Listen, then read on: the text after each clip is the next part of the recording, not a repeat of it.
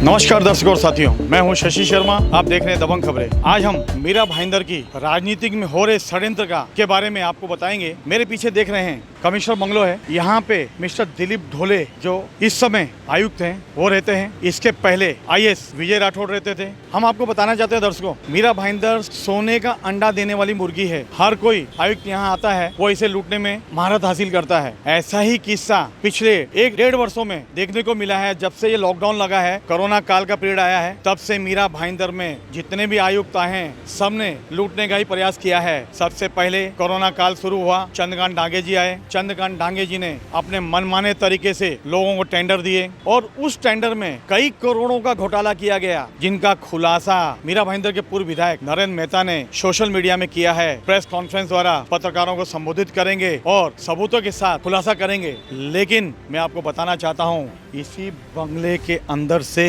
मीरा भाईंदर की राजनीति का षड्यंत्र रचा जाता है। चंद्रकांत डांगे के जाते ही विजय राठौड़ को लाया गया ताकि कोरोना काल में कोरोना कंट्रोल आए। आईएएस विजय राठौड़ के मुश्किल से 8 महीने नहीं हुए थे, उनका तबादला कर दिया। आज भी आईएएस डॉक्टर विजय राठौड़ को किसी भी प्रभाग में किसी भी जगह उनको स्थानांतरण नहीं किया गया है। लेकिन उनके ही कार्यकाल में दिलीप ढोले जी को उपायुक्त बनाया गया। यहाँ के पालक मंत्री एकनाथ शिंदे के खास आदमी थे और उस वक्त विजय राठौड़ के वक्त जितनी भी नगर रचना की फाइलें आती थी सभी ढोले के कैबिन से इनके सिग्नेचर होने के बाद ही विजय राठौड़ के पास जाती थी। देखिए भ्रष्टाचार में डूबी हुई सरकार के कारनामे। मेरे पीछे देख रहे हैं हिंदू सम्राट स्वर्गीय श्री बाला साहेब ठाकरे उद्यान। इस उद्यान में कोरोना सेंटर खोला गया था कोरोना मरीजों के लिए 12 करोड़ रुपए की लागत से। लेकिन आज यह हालत है कि यहाँ पर तंबू बम्बू तो उखड़ गया, लेकिन उसकी सामग्री जरूर पड़ी हुई, अस्त व्यस्त व्यवस्था में पड़ा हुआ है। इस गार्डन को दोबारा से सुचारू रूप से शुरू करने के लिए भी मीरा भाईंदर महानगर पालिका इस पे लाखों रुपए खर्च करेंगी। उसका जिम्मेदार कौन? मीडिया ने चिल्ला चिल्ला कर कहा था कि 12 करोड़ रुपए जो खर्च किए जा रहे हैं, इस खर्च को रोककर उस पैसे को पंडित भीमसेन जोशी अस्पताल में लगाया जाए ताकि लोगों को स्थायी विकल्प मिले। लेकिन भ्रष्टाचार में डूबी सरकार को तो सिर्फ पैसा कमाना था, उसी के चलते 12 करोड़ स्वाह कर दिया और एक भी मरीज इस तंबू बम्बू में नहीं आया और तंबू बम्बू भी उखड़ गया। क्योंकि इस सरकार को भ्रष्टाचार करना था। भ्रष्टाचार करने के लिए सरकार ने खास नुमाइंदों को हर एक महानगर पालिका में भेजा है ताकि इनकी वसूली जोरों से शुरू रहे। तभी तो गृह मंत्री देशमुख का भी काला चिट्ठा बाहर आया। आज सीबीआई जांच उन पे बैठी है, जल्दी उन पे एफआईआर भी होने वाली है। आपको जरूर बताएंगे कि यहाँ के पूर्व विधायक किस तरह का खुलासा करना चाहेंगे। कोविड के अंदर हम भ्रष्टाचार नहीं बोल सकते, उसे घोटाला ही कहेंगे, एक स्कैम ही कहेंगे इसे, कि एक बहुत बड़ा स्कैम जो है वो नज़र में आया। पिछले 1 साल के अंदर बहुत बार महासभा भी हुई और स्टैंडिंग कमेटी भी हुई, लेकिन कभी भी कोविड के काम के लिए ना वो बॉडी के सामने आए, ना स्टैंडिंग के सामने आए, ना लोक प्रतिनिधि के सामने आए। नियम ये कहता है कि जब 67 जो कायदा है, जो महाराष्ट्र अधिनियम एक्ट बीपीएमसी एक्ट के अंदर, कि ऐसी इमरजेंसी में कमिश्नर जो 67 के अंदर अपने पावर का उपयोग करके सभी खर्च खुद कर सकता है, विदाउट टेंडर प्रोसेस कर सकता है, सब कर सकता है। लेकिन नीचे ये भी लिखा है कि विद इन सेकेंड, मतलब इमीडिएटली उसने जनरल बॉडी, मेयर को और स्टैंडिंग कमेटी को इन्फॉर्म करना चाहिए कि मैंने ये चीज़ खरीदी है, इतने में खरीदी है। ऐसा उन्होंने कभी नहीं किया, जिसके ऊपर अनेक बार आक्षेप लगाए गए। और अब जब कोविड शांत हुआ तो मैंने शिकायत मेयर मैडम से भी की थी, दिनेश जी चेयरमैन है, इनसे भी की, डेप्यूटी मेयर, सभागृह नेता जितने, इन सब से की थी। अब स्कैम क्या था का मैंने आपको अभी एक लेटर दिया, जिसके अंदर मैंने आपको एम्बुलेंस का 1 महीने का हिसाब दिया। 12 एम्बुलेंस का 72 लाख रुपया 1 महीने का चुकाया गया। मतलब मैं अगर 10 महीने गिनूँ तो 7 करोड़ रुपये 10 एम्बुलेंस के। मर्सिडीज गाड़ी भी खरीद लेते ना, तब भी इतना पैसा खर्च नहीं होता, गाड़ी भी कॉरपोरेशन की हो जाती। आप अगर देखेंगे तो 27 दिन का पैसा कितना लगाया गया? 5 लाख रुपया भाड़ा। जो 30 दिन चली उसका भाड़ा कितना लगाया गया? 7 लाख रुपया। 7 लाख रुपये मुझे बताइए, एम्बुलेंस क्या चल रही थी? कितने पेशेंट? भाईंदर ही चल रही थी ना। लेकिन मतलब आप सोचिए कि 72 लाख रुपये 13 एम्बुलेंस का, नीचे का और है वो अलग है। अब इसके अंदर आपको बोलता हूँ मारुति वैन भी है, पूरी मारुति वैन ही नहीं आ जाती, मुझे नहीं पता कितने की, लेकिन मेरे ख्याल से होगी शायद 3-4 लाख रुपए की मैक्सिमम। लेकिन भाड़ा दे रहे महीने का 5 लाख रुपया, 7 लाख रुपया। इतना बड़ा घोटाला। मतलब आप सोचिए 10 एम्बुलेंस अगर कॉरपोरेशन खरीदती, आप समझ के चलिए, तो 60-70 लाख में नहीं आ जाती, सब न्यू ब्रांड। लेकिन महीने का भाड़ा 72 लाख रुपया, 10 महीने का अगर दिया है तो 7.5 करोड़ रुपया। कहाँ 70 लाख में खुद की कॉरपोरेशन की एम्बुलेंस हो सकती थी, कहाँ भाड़ा दिया गया। ये सबसे बड़ा स्कैम इसे कहते हैं। क्या कॉरपोरेशन को आम आदमी को समझ सकता है ना। अगर आप भी अगर एग्जाम्पल बोल रहे हो, कहीं अगर गाड़ी भाड़े पे लेके जा रहे हो और समझो आपको अपने गांव जाना है और बोलेंगे गाड़ी 10 लाख की नई गाड़ी है तो भाड़ा भी 10 लाख, तो आप भी बोलेंगे इससे अच्छा नहीं ले लूँ, और ये हमारी हो जाती। ये तो वापस लेके भी चला गया। दूसरी सबसे बड़ी बात, ये एम्बुलेंस कोई न्यू ब्रांड नहीं थी, सारी जुनी पूरी खटारा एम्बुलेंस भी थी इसके अंदर। उसका भाड़ा 70 लाख रुपया। ने बहुत सारी चीज़ें जो है खरीदी और बहुत सारी चीज़ें भाड़े पे ली। मैं उदाहरण के तौर पे देता हूँ कि आपको कॉरपोरेशन ने बहुत सारे बेड जो है परचेस किए, तो परचेस की प्राइस क्या थी, 2400 रुपये में एक बेड खरीदा। जो पलंग बोलते हैं ना, 2400 में खरीदा एक बेड जो खुद का है। अब वापस कोरोना चालू भी हुआ तो गोडाउन में पड़ा, फिर से बेड लगा भी सकते। और दूसरी तरफ बड़ी मात्रा में भाड़े पे लिए, उसका भाड़ा दिया 12,000। कितना, 2400 में खुद का खरीदा और कुछ जगह पे भाड़े पे लिया 75 दिन के लिए, उसका भाड़ा चुकाया 12,000 रुपया। 12,000। ये उदाहरण बेड पे मैंने कहा। ये मैं आपको आंकड़े के साथ लिस्ट दे रहा हूँ। ये पार्टली लिस्ट है। अब हम उसके अंदर बहुत सारी चीज़ों में जाने वाले। इसके अंदर बहुत गड़बड़ है, बहुत। नर्स के लिए जूनी रिवॉल्विंग चेयर बैठने के लिए दी थी, जो टेम्परेरी थी 90 दिन के लिए, जो डोम निकाला था ना 90 दिन। चेयर नहीं 2,500 में आती है, उसको भाड़ा दिया 5,500, वो भी जूनी चेयर, प्लास्टिक की चेयर 300 रुपये में नहीं आती है। 90 दिन का भाड़ा दिया 600 रुपया।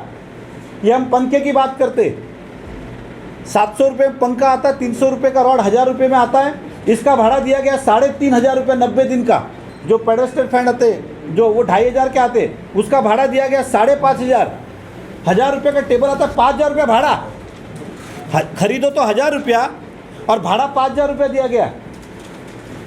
टॉयलेट के कैबिन, आप ये जो चीज़ें दे रहे हो, आप नेट पे भी जाएंगे ना, प्राइस अवेलेबल है। कोई कंपनी आप बोलेंगे मुझे ये WC जो टॉयलेट वगैरह है, 3,75,000 में अगर हम कंटेनर खरीदते हैं, 3.5 लाख में खुद का आता नगर पालिका, लेकिन इन्होंने 90 दिन का भाड़ा दिया 5 लाख। ऐसी अनगिनत बातें इसके अंदर है जो मुझे देख के इतना आश्चर्य लगा कि इतनी तरह से लूट। ये तो खाली मैंने प्राइस बताया, अब इसमें से लिया भी था कि नहीं, ये तो और प्रश्न चिन्ह है। पैसा चुकाया गया, भुगतान किया गया, डोम तो कभी चालू ही नहीं हुआ, आपको ही पता है, लेकिन इसका भुगतान किया गया। ट्यूबलाइट, आप कॉर्पोरेशन सादी ट्यूबलाइट जो आती है ना, पट्टी वाले जो अपन पहले घुमा के लगा, वो ट्यूबलाइट आज भी 200 रुपया है, उसका भाड़ा 3,200 रुपया। मतलब क्या बाप का रात समझ के इन्होंने चलाया कि भाई सब पैसा अपना ही है, और आज समझ में आया कि ये बॉडी के सामने क्यों नहीं आ रहे थे। और इसके अंदर ये सब घोटाले बहुत बड़े मात्रा पे थे। ये आते तो लोक प्रतिनिधि जो है, चाहे महासभा हो चाहे स्टैंडिंग हो, सभी पार्टी के नगर सेवक उसमें रहते। कम से कम ये उनके नज़र में आ जाता कि हम कुर्सी कैसे कितने की आती है और कितना भाड़ा दे रहे।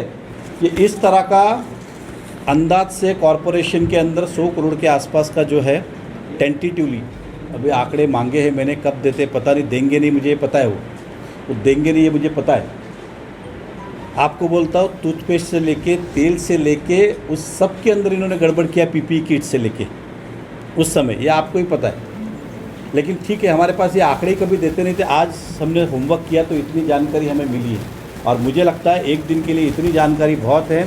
देखिए, कोई भी समझदार व्यक्ति होगा, इसमें से ऐसी बहुत सारी चीज़ें हैं, चाहे वो राठौड़ साहब IAS ऑफिसर होंगे या ढोले साहब होंगे, जो अपने घर में कभी ना कभी खरीदा होगा। और ये सब फाइलें कौन मूव करता था, फाइनल इसका अप्रूवल कौन देता था, तो डोले साहब। आपको पता होगा कि कमिश्नर ने एक ऑर्डर निकाला था कि पहले ऐसे होता था कि कुछ डिपार्टमेंट उनके पास, कुछ उनके पास, कुछ उनके पास, लेकिन जब डोले साहब आए तो सारी फाइलें जो है उनके माध्यम से ही आनी चाहिए। ये पॉलिटिकली एक एडजस्टमेंट था।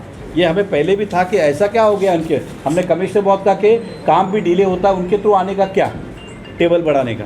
यहाँ तक के कायदे में लिखा है, विषय आज का वो नहीं है, लेकिन बहुत सारे अधिकार दे भी नहीं सकते, लेकिन उनको दिए गए। और जैसे ये कमिश्नर बने, सबके अधिकार वापस निकाल लिए, खुद के पास रख लिए। मतलब अब छोटे से छोटा काम करना है तो इनकी साइन के बिगैर नहीं होगा। ये सब का हिसाब इनको देना होगा। मैं चाहूँगा आपके माध्यम से बात उद्धव ठाकरे जी तक जाए, पालक मंत्री एकनाथ शिंदे तक जाए कि किस तरह से प्रशासन ने अपना दुरुपयोग किया है और भ्रष्टाचार नहीं, स्कैम किया और घोटाला किया है। तो मैं आपके माध्यम से अपील करना चाहता हूँ कि बात इस शहर की जनता तक जाए, क्योंकि एक तरफ लॉकडाउन चल रहा था, जनता त्रस्त थी और ये उन्हीं के टैक्स के पैसे से अपना घर भर रहे थे। मैं तो सोचता हूँ ये लॉकडाउन के अंदर अगर लोग अपना पलंग बिस्तर भाड़े पे देवे ना तो भी वो लखपति हो जाएंगे। तो ये कॉन्ट्रैक्टर अगर आपको इतना ही पैसा देना है तो फिर पब्लिक को ही दे दो ना भाई, तेरा पलंग लेके आ जा, तेरे घर की कुर्सी लेके आ जा, तेरे घर का टेबल लेके आ जा, इनका तो भला हो जाएगा। आदमी सोचता होगा कि अभी धंधा बंद करके म्यूनसिपैलिटी को भाड़े पे देना शुरू कर दूं। ये जो बैठे ना अभी ढीठ है। मैं एक एग्जांपल देता हूँ। IAS राठौड़ साहब को क्यों लाया गया था कि कोरोना शहर में बढ़ रहा है, आप समझ के चलिए, इसलिए उनको लाया गया। अचानक उनकी बदली की और एडिशनल कमिश्नर को कमिश्नर, मतलब प्रमोशन भी नहीं हुआ, डायरेक्ट एडिशनल कमिश्नर को कमिश्नर। और राठौड़ साहब आज कहाँ पर है? तो उनकी कोई पोस्टिंग नहीं हुई है, वो बंगले में बैठे। मतलब ऐसा भी नहीं कि आदमी की इमरजेंसी में किधर बदली हुई इसलिए किसी को उनको घर पे बिठाया। मतलब एक IAS डॉक्टर जो था उसको बोला आप घर पे बैठो, और डोले साहब को ये सारी चीज़ें दी। वो सरकार का विषय, उन्होंने क्यों दिया क्यों नहीं दिया, लेकिन एक एडिशनल कमिश्नर को देने के पीछे का वो भी एक क्वेश्चन मार्क बनता है कि क्या ये इस तरह की जितनी सारी चीज़ें थी, गतिविधियाँ थी, उसको ब्रेक लगाने के लिए की क्या। देश के प्रधानमंत्री नरेंद्र मोदी जी ने देश की जनता जिस तरीके से कोरोना काल में जूझ रही थी, उनको आत्मनिर्भर बनने के लिए आपदा में अवसर का मूल मंत्र दिया था। लेकिन आपदा में अवसर के मूल मंत्र का जो उपयोग है वो यहाँ की सरकार, महाराष्ट्र सरकार ने किया है।